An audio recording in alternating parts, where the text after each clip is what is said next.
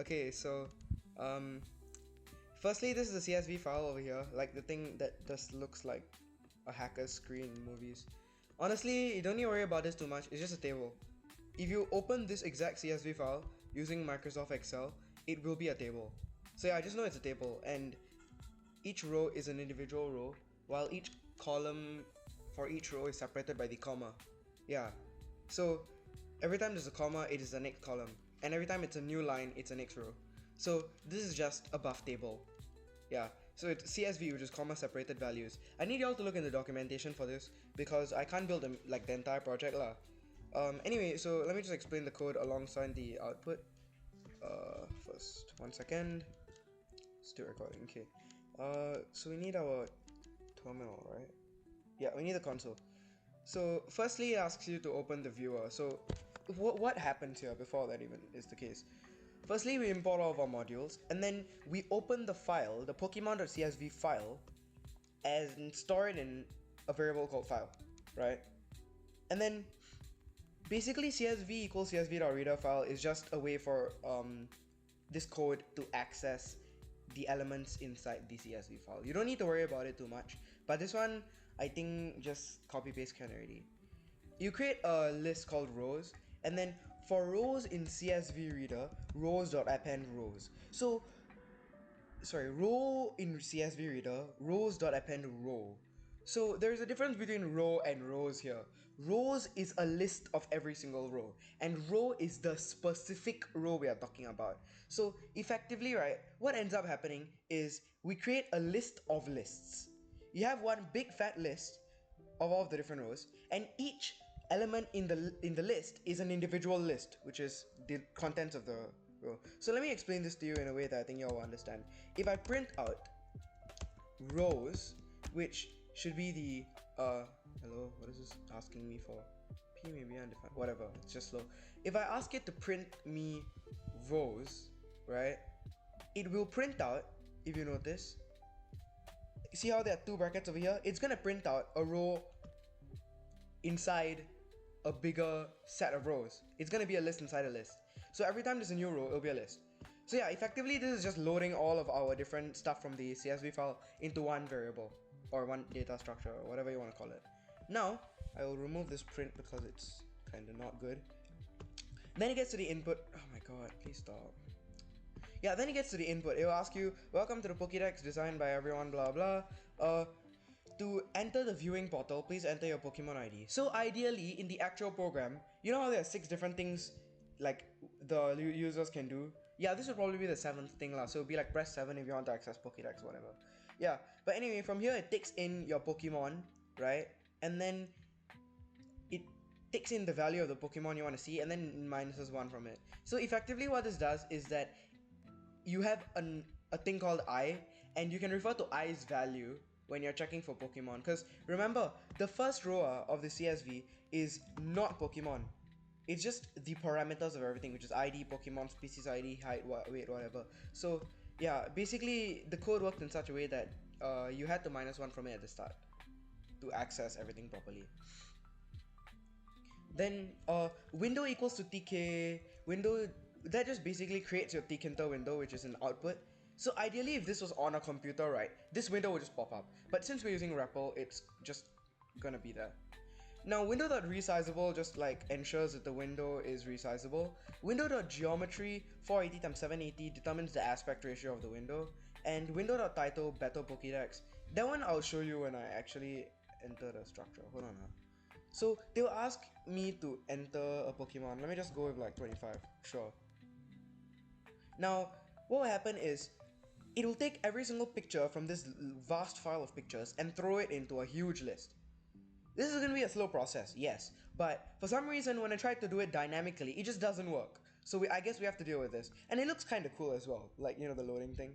Anyway, we need to make this very clear somewhere in the thing that we cannot access the tkinter window until it reaches 100%. If you do that beforehand, the entire program will crash, and I do not know why. Let me just explain to you how. So, oh my god. Okay, so yeah, assume I'm gonna click 25, sure, enter. And then I go to output, and then the moment it loads, I start interacting with it. You will see everything go haywire. Yeah, so if I go click next, why does it work? What? Okay, that's funny. Never mind. Forget everything I just said about that. Yeah, you just wait for the things to load and then just start playing around with it, I guess. Huh. Last time I tried that, that failed. But whatever, sure. Okay, now, this basically means that every time you see a percentage, it is just a new picture that has been successfully loaded into the array. Yeah, and the last one is 100%. I had to like brute force that lah to make it just look nicer, because it will stop at 99.86.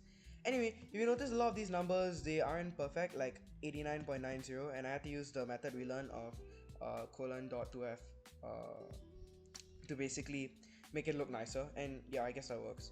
Now, image.label. Okay, so what is a label? A label is a thing, right? So this, if you have ever done HTML, you probably know what a div is. Okay, I don't want to explain it like that. A label is just a thing lah. So over here, like this image is inside an image label. So depending on what values you feed to the image label, the image will change. Yeah. Then the title over here is a title label, and then the rest of it is a data label. Well, that's what I named it lah, but fundamentally they're all just label. So yeah, image label equals label, and the thing you feed it is an image from the list. Title label equals label, and what you feed it is basically the first element in the entire CSV row, which is the name and number lah. So yeah, so that's why text equals to, it's literally just hashtag, which is the hashtag from here, str1 plus 1, which is the number basically. Sorry, what? Yeah, str1 plus 1 plus 1, which is I plus 1, which is just the number. Then a spacing, which is the spacing over here. Then the name, which is taking the first element from the I plus 1th element of the row. Yeah, it's a bit weird, but yeah. Because remember how we minus I equals to minus 1 earlier? Yeah, basically this is to counteract that. Yeah, so font equals bold 20, whatever, it just makes it look nice lah. Yeah, so this like whole chunk of code looks like, wow, complicated hacker man stuff, I'm like hacking the government. No, this is just every time there is something interesting that I need, I just take the value from the table. Yeah, so if you notice, if we refer to our CSV file, the third element over here, is it third? Yeah, will be our height slash weight for the Pokemon lah, or in this case the height. So I'm literally just saying height and weight equals to, and then taking the height value plus rows weight value. Experience equals to experience value. Base AD equals what? I'm just literally scripting it directly. So the numbers 9, 12, 10, 16, 23, whatever is just where in the length of this is. Yeah, it's not that difficult. It just looks complicated. Yeah. Now, where was I? I was explaining. Yes, the output. So effectively, this is what happens when you pack something. You throw it onto the screen. It's like an update basically. So this is effectively what we do at the start, right? It just lands onto a page like this. Then you need to make the buttons actually do stuff. So what happens is you create a function called back, and every time the function called back takes place or is activated, the I is taken from its variable to be global. Basically, this means that you can mess with the value of I and change the value of I within a function. It's a bit complicated, but if you finish your SLS packages, you will know about why if you define a variable within a function and with outside a function, it can be kind of different lah. So global just fixes everything. It just makes the variable the same, if that kind of makes sense. So you can edit the values inside your function and it'll edit outside. So yeah, if I is lesser than or equal to 0, I equals 722 minus I. Because assume you go to number 1. Let me just go to number 1, hold on.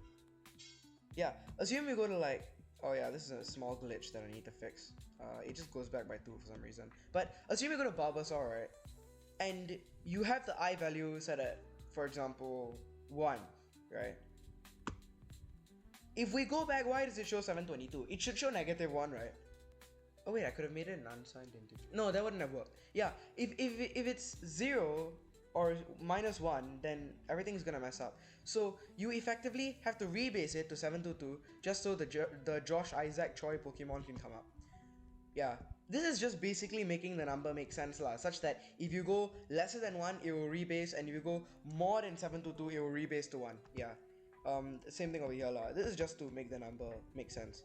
Yeah, and if you click the next button, I will increase by 1, thus getting all of these different values to the next row, if that kind of makes sense.